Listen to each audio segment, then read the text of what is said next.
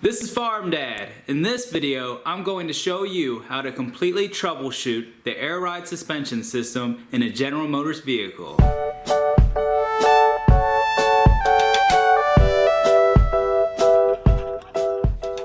Today I'm working on a 2013 Yukon Denali, but this troubleshooting procedure will apply to any AutoRide equipped General Motors vehicle. At most, you might encounter minor differences, things like fuse locations, etc.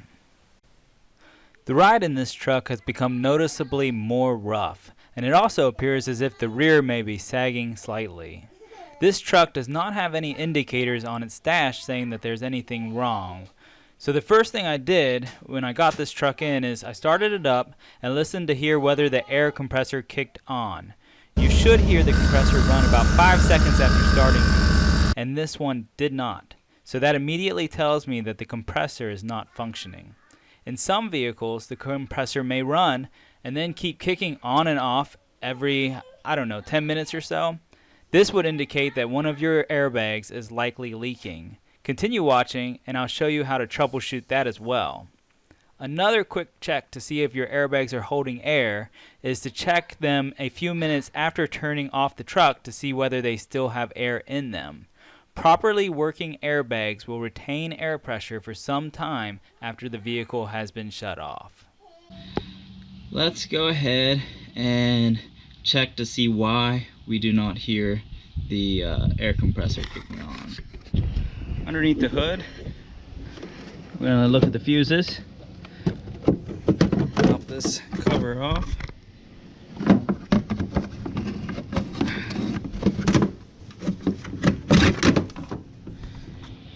Okay, there are 3 fuses here that we need to check. If you look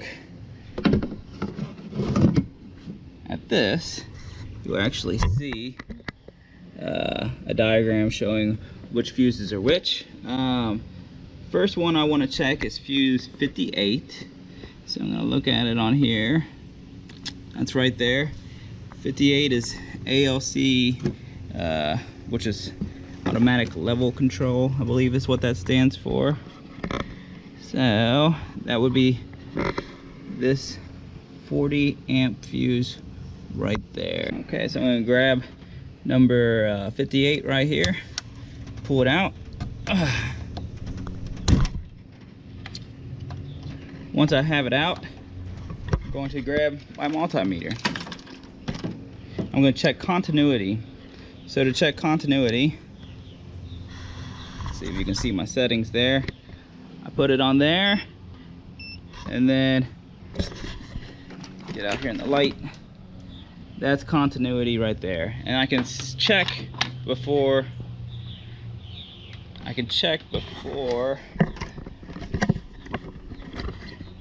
So continuity means that you have a continuous circuit. So if I touch both leads together, I should hear a beep.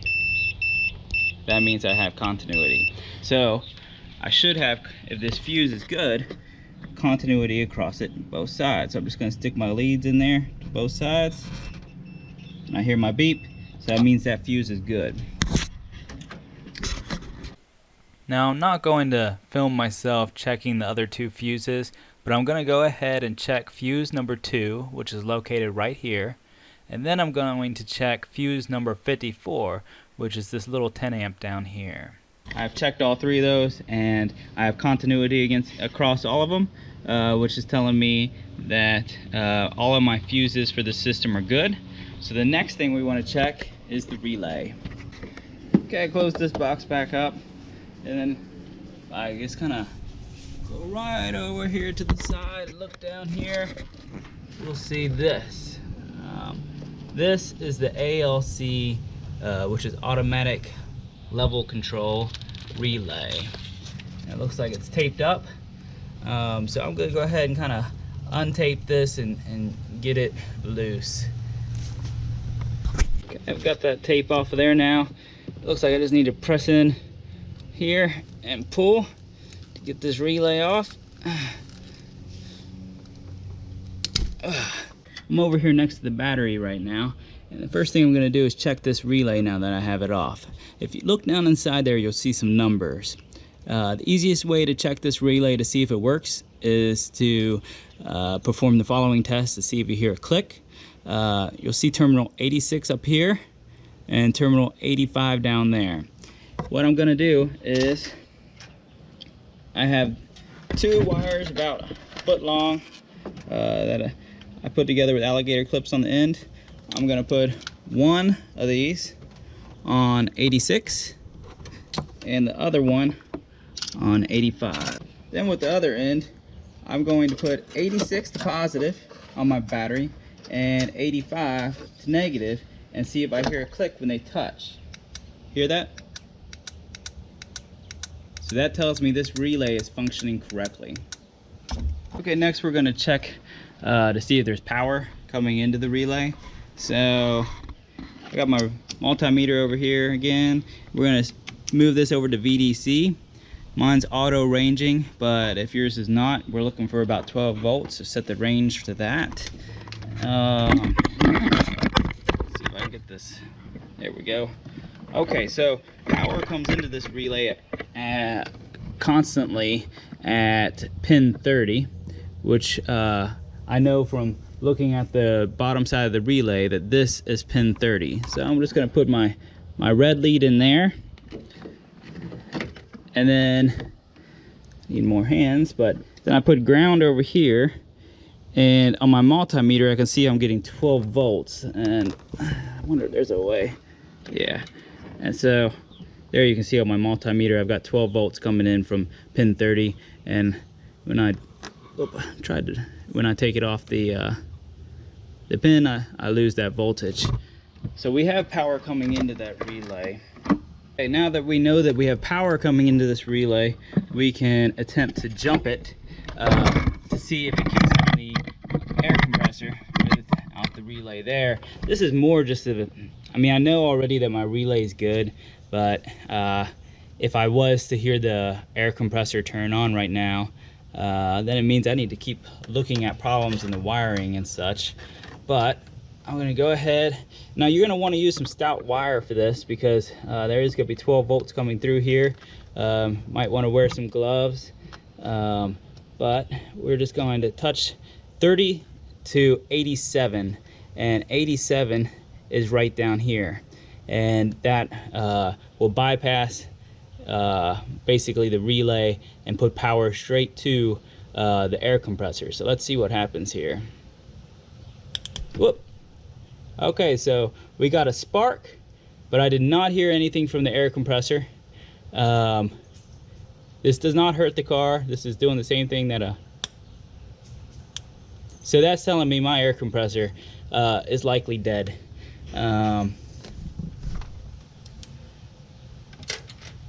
So what I'm going to do is just go ahead and put this relay back in here, and we are going to go work on the air compressor first. Now, what's common with these vehicles is you end up with a leak in one of your shocks, and the air compressor has to start running a lot to keep up with that leak, and eventually the air compressor burns out. And so not only do you have a bad shock or two, you also now have a bad air compressor. So we're going to fix the air compressor first, but chances are we're probably going to have to fix one of those or both of those air shocks as well. Sorry for the quick interruption, but if this video is helping you, please help me by taking the 3 seconds to click that subscribe button for me. Really appreciate it. Go ahead and raise the vehicle and remove the rear driver's side tire.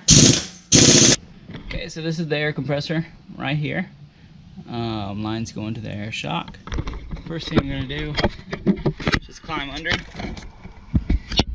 and with the pry tool I'm going to remove this from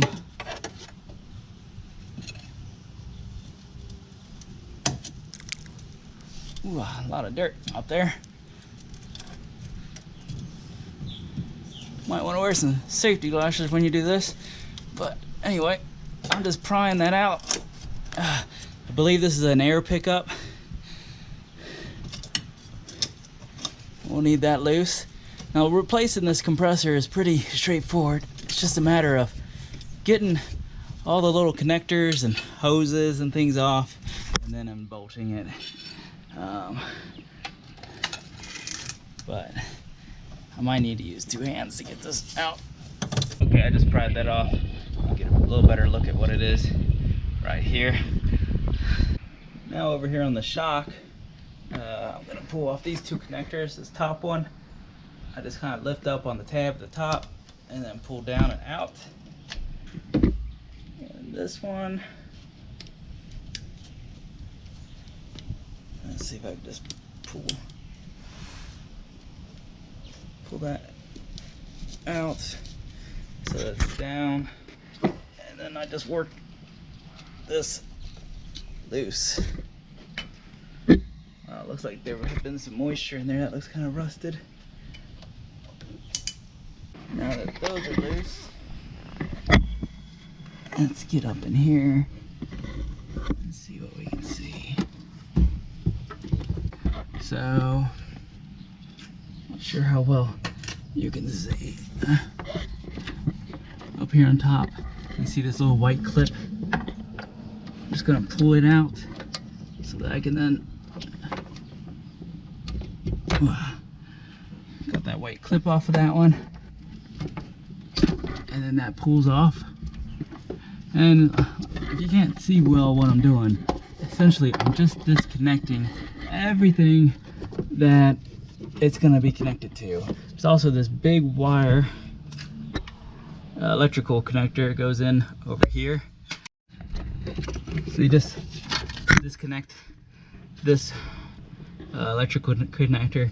You press down on this tab right there and pull back on it, and it'll disconnect. So I think I've got all the connectors now disconnected. We may find something else that I missed. That's okay.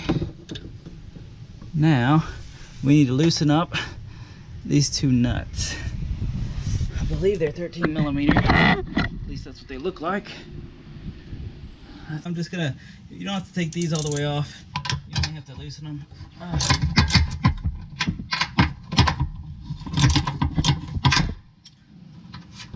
Loosen them up a bit. On the back side back here, reaching into a hole in the frame. Might need an extension on here. Let's see. Nope, there we go. And there we go. So that I can pull out.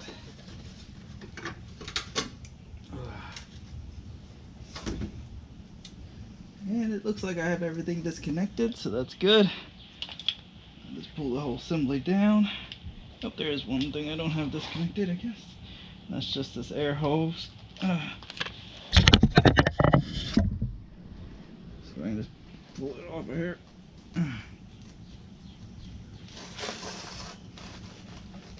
If you want to test a Z55 AutoRide compressor, the power, what you're going to connect to your positive battery cable is going to be the big thick red plug or a wire. So on the newer models, that's going to be bottom left if you have that style connector. If you have a rounded connector, it's the center pin. And then the black one is, the big black one is going to be your ground. So on these older circular connectors, it's the bottom left, if you're looking at it like that, bottom left. Let's see, where's the big black one on the newer ones? That's going to be this pin right here. So we're gonna go ahead and try to connect this up and see if this old compressor works.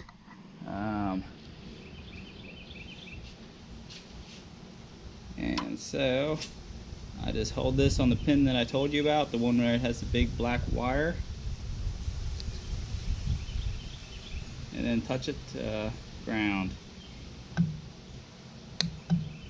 And I got a little spark, but nothing else this compressor motor is bad and will not turn on. Okay, got a brand new motor here to test. This one should turn on when we hit the power to it. So I'm just connecting it the same way I mentioned, and see, good motor works. I have my new and my old compressor. Now it's time we gotta move it over. All the brackets and hoses and things from the old to the new. So I'm gonna pry off the bottom of this cover here. Don't think I have to take the whole cover off, but I need to get at least a little bit of it out of my way so I can reach a couple of the screws that hold this on. So let's see. Looks like we need to go a little bit farther with it.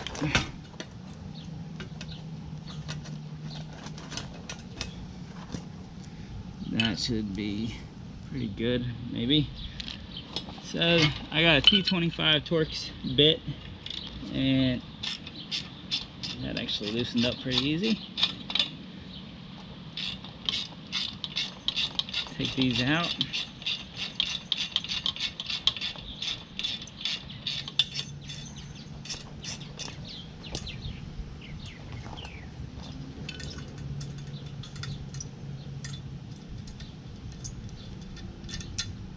One out. I'm gonna do this for all of them. Got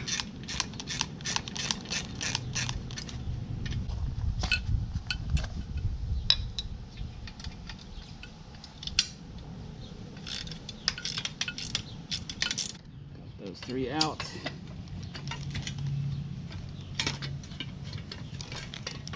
Let's see.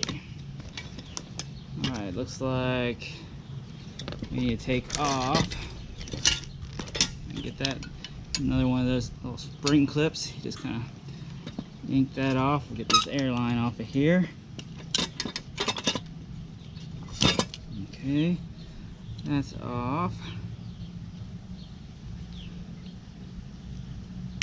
Just gonna sort of semi-attach that there so I don't forget where that went. Let's see, what else do we need to disconnect? Alright, we have this airline, just needs to pull off bracket over there. This is gone. Okay, so we got that off. And now we're going to kind of sit the two of them together to compare and see what else needs to be changed over. So I'm looking at this, and this airline just goes straight up into here now. So it looks like I don't need this at all. I believe my new one's just gonna plug in right there. Yes, yes it will. So I don't need to move that over. It just simplified that for us. I believe we're good. And this goes under. Maybe we need to go this direction first.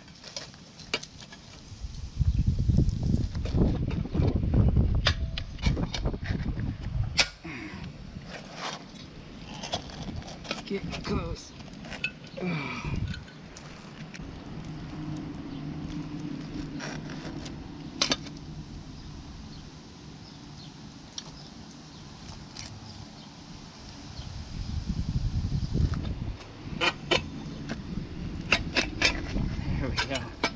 Okay, I'm gonna go ahead and put this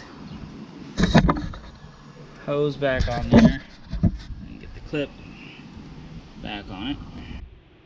Once that's all in place, just take your 3 bolts and get those in there. Once that's back together, just pop all your cover things back in. This airline here is going to go down through here and then circle back up and clip on down underneath here. might have been a good idea to put it on before all this in the bracket, but it's not hard to press on. And you just kind of pull it up so there's no kinks in it. So that's where it draws in the air. Okay, got that on there. Before I get this thing installed back up in there, wanted to kind of go over which lines go where. You'll see right up here, these two lines go together. Of course, this was the electrical connector for the shock. This other one actually goes right up here on top of this right here, and it's the one that used the plastic clip. Over here you see a little black hose coming off of this. That's the one that's going to go to the shock. So I'm going to lift this up into place now.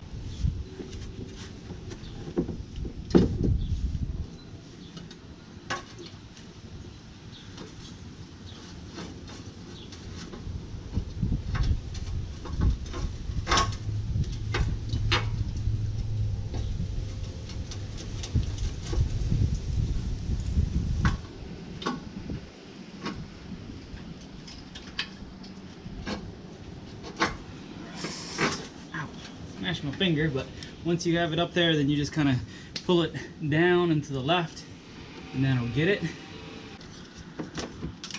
So here's the electrical connector for the shock. I'll let that plug it in, get it clamped on good.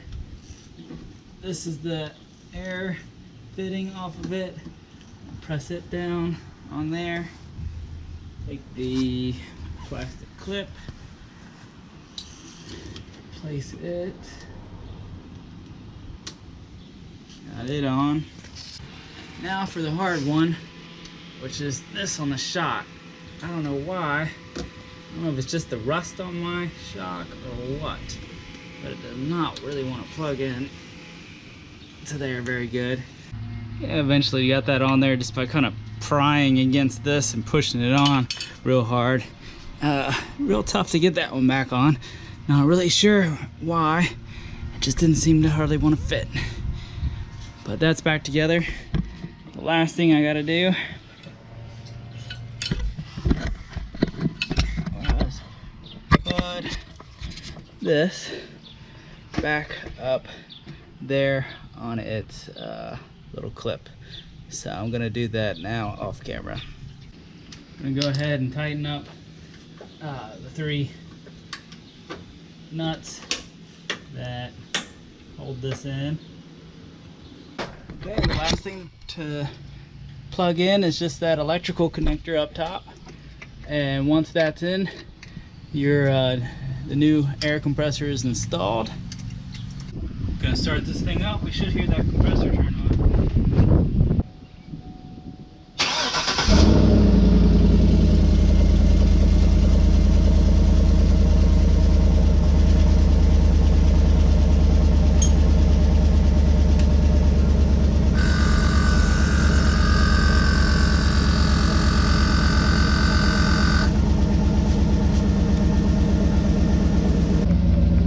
Feel all right. I got some air in that bag now.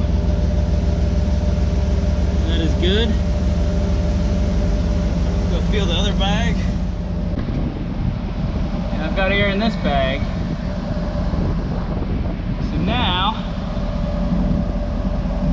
I'm gonna get some soapy water and see if I find any leaks.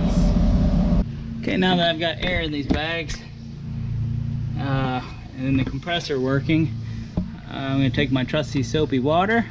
I'm just going to start spraying it around. You really want to spray all around the bladder and around the hoses where the air goes into it. And what you're looking for is just something that's going to kind of like produce bubbles, air bubbles. This is this soapy water bubbles up pretty good because I have a lot of soap in it. I'm just gonna kind of work my way around each of these and see if I see any problems. I suspect that the reason my compressor was bad is because I have a leak somewhere, but that's not necessarily true. I moved over to the other shock, and I'm noticing this airbag doesn't feel as tight as the one on the other side, so I have a feeling I'm gonna find a leak over here. So I'm just gonna spray this down real good, and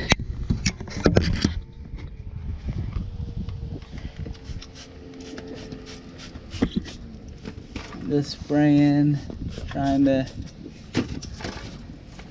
get a good look. What do we have here?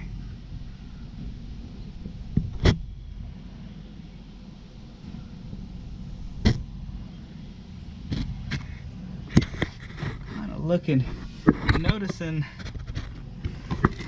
an awful lot of air bubbles. Do you see how it almost looks like they're kind of popping out? Let me see if I clear them off if they come back. Oh yeah, right there. You can see that. Let me see if I can get my camera on. There we go. Some light. Do you see how it's bubbling up right there? Maybe back there as well. I believe we found our leak. So that's what we were looking for, and I don't know how well that shows up on camera, but I'm seeing bubbles coming out very slowly on this side. And like I said, that's what happens when I squeeze on that. This side is definitely not as taut as the other side, and yeah, we have a leak over here. Okay, the first thing I'm gonna do to remove this shock is unplug the electrical connector up top. There's just a little thing you pull back on and pull back. Man, that's had some dirt in it. Whew. And then here I need to take off this plastic clip and just pull back on this air fitting. Okay, now that's loose. Good. Now we need to remove this bolt up top and this bolt on the bottom. Both sides of this are 21 millimeter.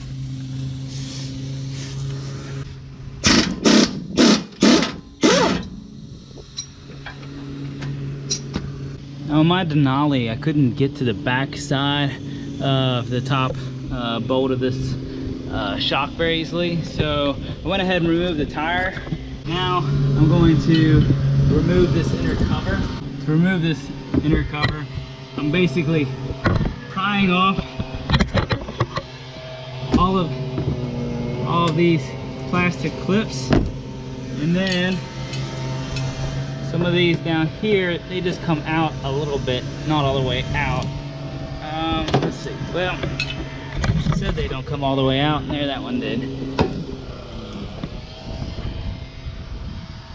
I guess these do come all the way out now that I look at them. Or it doesn't, no, they don't have to come all the way out. You just pull them.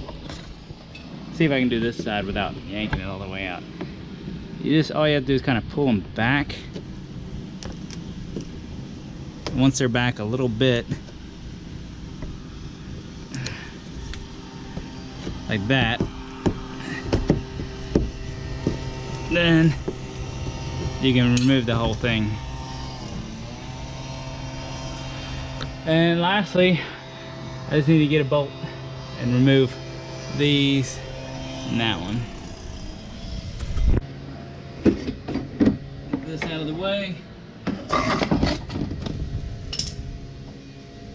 Now I have better access. So what I ended up doing was just by hand putting a socket on back here, and then an extension behind that, and now I can get hopefully a socket wrench on the back side back here. Off there. Oh, much better. Put that on there.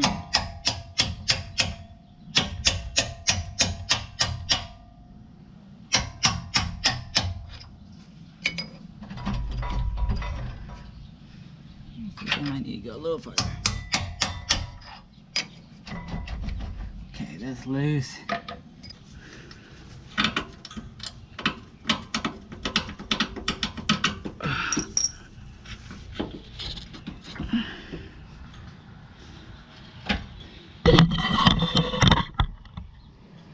And I can just slide this down and out.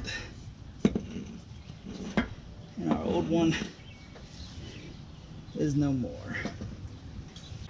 Hold up. This is Farm Dad coming to you from the future. You see, I made a really big mistake right here. I bought a shock from a company called Suncor Industries, and they're pretty much the first Google result that comes up when you start searching for these parts. And after only 1 month and less than 1,000 miles, that shock that I'm about to install in this video right now failed. Now, I wouldn't condemn Suncor Industries for just the failure. I mean, sometimes, you know, even good parts fail. But it's supposed to be covered under a 1-year warranty, and I have emailed them, I have tried to call them, I have tried to do everything I can within my reach to get a hold of them to get my part covered under warranty, and they will not respond and they will not answer their phones. So if you do any research, if you check BBB, Better Business Bureau, you will find out that Suncor Industries is a terrible company and you should never buy parts from them. That was my mistake, and I'm here to save you from making that same mistake, because this cost me some serious money and I'm not happy about it. So whatever you do not buy your parts from Suncor Industries. Now, what I ended up doing after this part failed 1 month later is I bought a shock from a company called Arnott. I think that's how you pronounce it. And that one so far is doing well, so that might be a good alternative. Get it in the same way.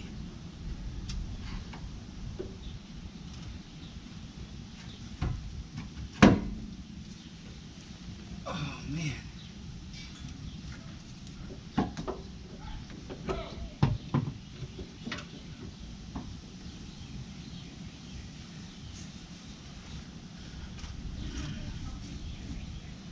Let's see if I can lower this suspension down at all. Give me some more room.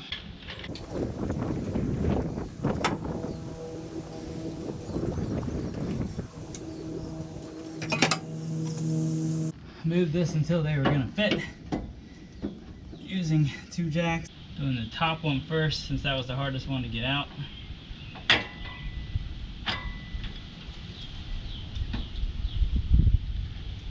I left it all rigged up, so hopefully all I have to do is just push on it. Get my hand back there. There we go. I'm just gonna throw a nut on there so it doesn't fall back out.